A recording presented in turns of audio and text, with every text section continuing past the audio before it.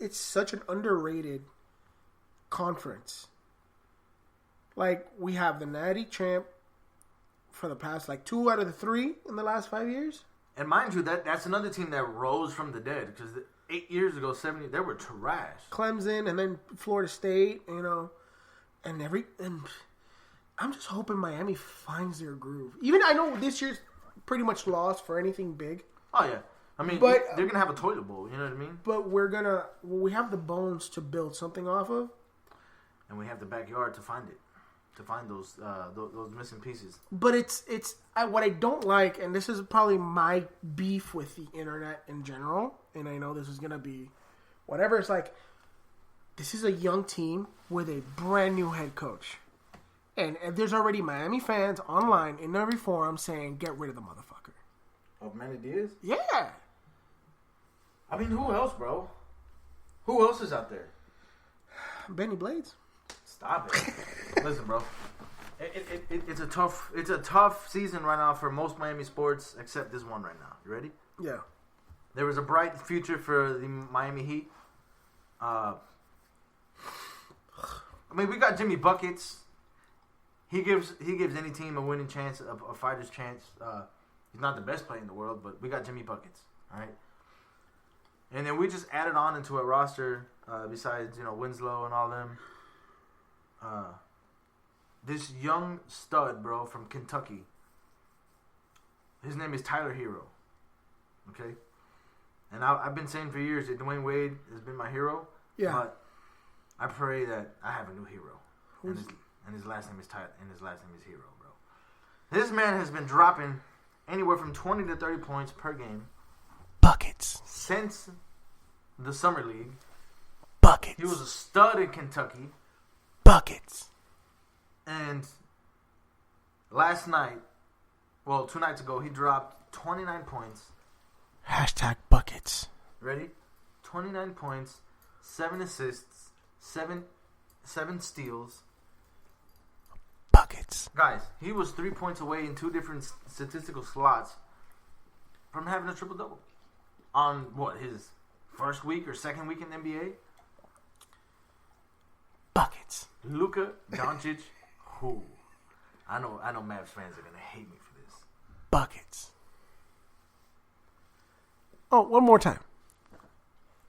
Buckets. Bro, I'm about to snuff you, bro. What's wrong with you?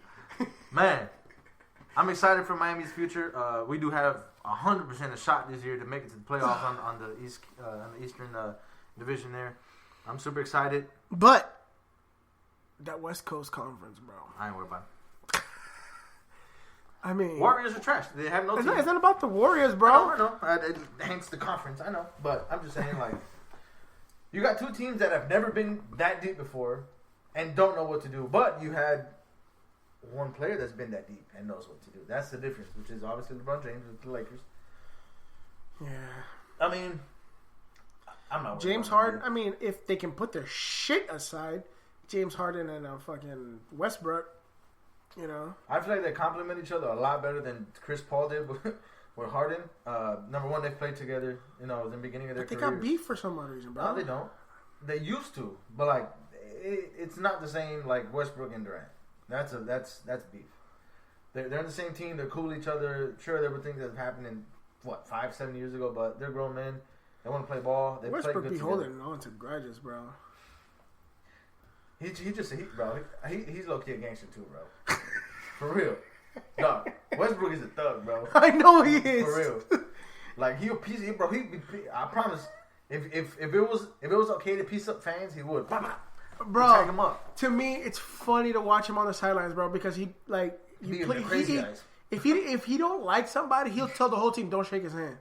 I'm like, damn. It's a sport, bro. Bro, he takes it personal, and I like that. I know you do, but I'm like, it's basketball, bro.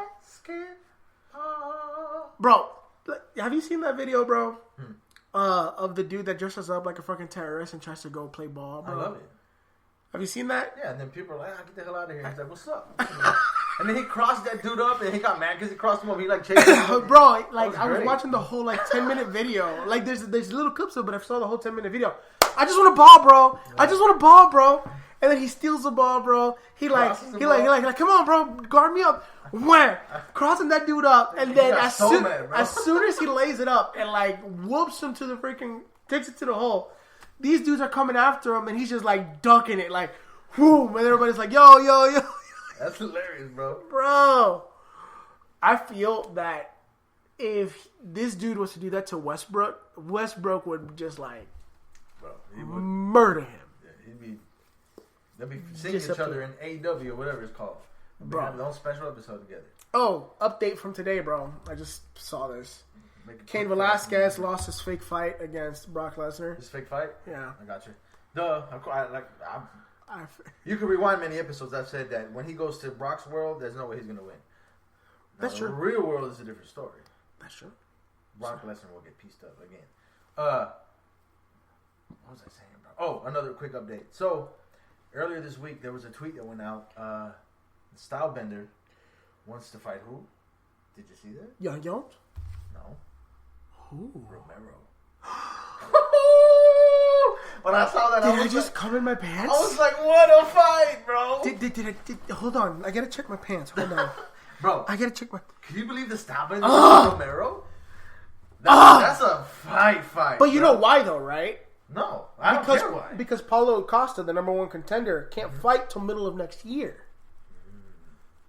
And guess who's the only one that's available? Joelcito. Ole, papi. Hey, bro. Vaya. If there's anybody that can beat anybody, it's Joel. But the thing is, Joel's getting old, man. Getting old? He's been old. He's 42 years old. Let's be honest. It's more like 52 because he's Cuban. Right. We don't really know how old he is. He's like your uncle. Like, yo, this nigga still pulling girls, and he's like 70. Like, damn, bro. like low key, bro. Like in the weigh-ins, Romero looks old as fuck, and then he goes to the fight. What happened overnight, bro? What'd you do? Maybe there was some santeria, bro. Sprinkling the chicken blood on it. Oh my god, bro. He be taking that Cuban cigar and be like, Mama, wait. Man, they be doing some brujeria on that boy. Because, yeah, his face look beat up and old, bro. But he's an Adonis, bro. Bro. He's Diesel, son. Dang. Bro. Dude, like you see him, like, going up to the scale and shit, like, about to die. Like, I'm making weight. I did a congri for a whole month, bro. Damn. Bro, entonces, de momento, el día de la pelea, ese está más duro. Man. I think Roscoe likes Romero, bro. That'll be a really good fight. Entertaining as hell. Let's be honest. Even though Romero's wrestling's on point, I think Stylebender will piece him up, though. I think he would, simply because Romero is very explosive but he's not fluid. Exactly, and that's the wrong type of fighter to do that against. If you jump on him with a freaking Superman punch, you will get backflip Superman kicked. No, it's not that. I think it's just the fluidity of Stylebender. I think that he's just... He's Anderson Silva. Yeah. He's like Anderson Silva. I don't want to say on steroids because Anderson Silva was on steroids. But he's like if you can level up from Anderson Silva, he's like what Anderson Silva would be if Anderson Silva got better. You know what I'm saying? Because you look at their skill set outside of the grappling game, which one would say Anderson Silva's grappling game was better just because he has a legitimate black belt. Jiu-jitsu is disgusting, Silva. But like when it comes to like stand up and like actual like ring acumen, if you can get better at what Anderson Silva did, is what Stylebender's doing. See, I can see where you're coming from, but I look at it like this point, right? His nickname says it all. And it's not that he's better than Silva, but like he bends the orthodox traditions of what stand-up jiu-jitsu is, or of what in the ground game. Like he will transition in ways that it kind of reminds, his transitions kind of remind me as far as flexibility, like BJ Penn. Remember, he was super awkward to fight against on the ground because he will like have his foot in the back of his head and then he'll roll away.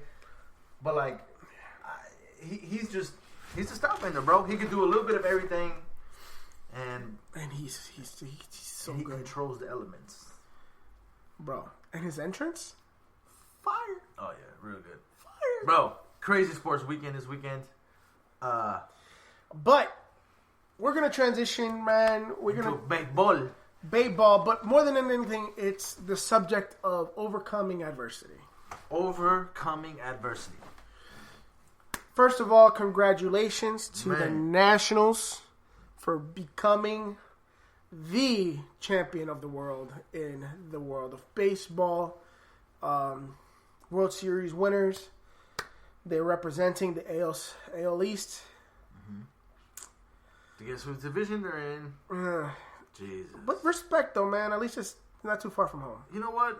Here's the deal, okay? Before you start talking trash, at least give them a little bit. Give them a little bit of respect, bro. I was just gonna say this, all right? Regardless of them being in the same division as the Marlins, there is no bad blood between the Marlins and the Nationals simply because, simply because this team has only been around since 2005, and before them, that franchise was in Montreal. They were the Expos. So I thought Marlins were the Expos. No. Who were the Marlins before that? Marlins are the Marlins, bro. There has never been a team in Miami. There used to be a team in Washington. There were Washington Senators. That's who I thought that the Natties were, the remnants of the Senators.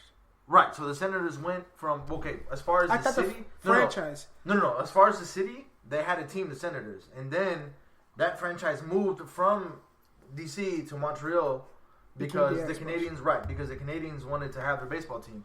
That didn't work out very well for Canadians, right? But they have the freaking Montreal, the Blue Jays. Well, the Toronto Blue Jays, right. They don't care that much about the Blue Jays.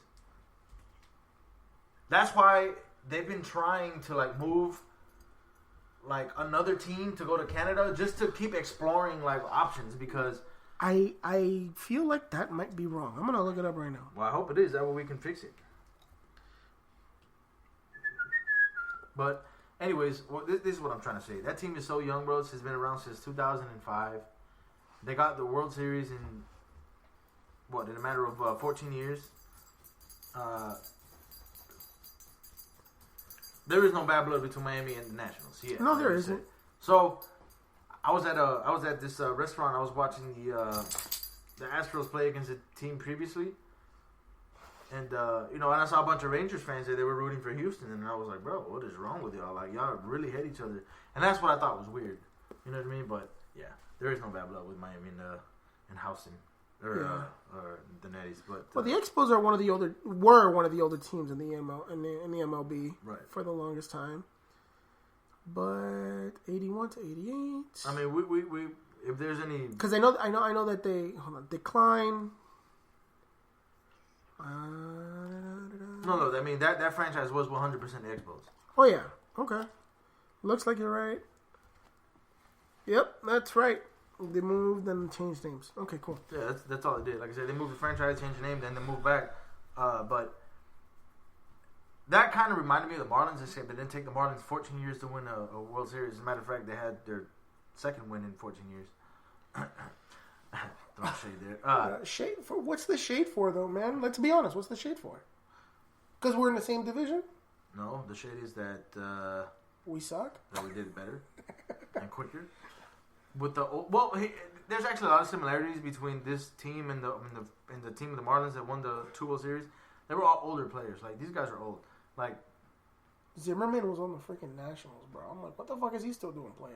Yeah, I mean, he's playing, I forget which guy. I mean, they basically was a first-round draft pick for the Nationals in 2005, and he's still with the franchise. So, but in baseball, you have long careers. Of course. If you produce, you have a long career. Of course, 100%. It's very, for the most part, low impact. Great history. The Nationals, they used to be the Senators, and they used to be Expos, but there was something that happened this year to this team that they overcame unreal adversity. There was a point in the season where they were 12 games under 500, and nevertheless, not counting the games on top of whatever was to become in the first place, there was a point where this team was 19 and 31, bro. Jesus, trash. Right? There was a trade that happened. Bryce Harper. I feel like he was a cancer in the team. So what? He's one of the best players in baseball. So what? As soon as that man left, bro, I mean, the team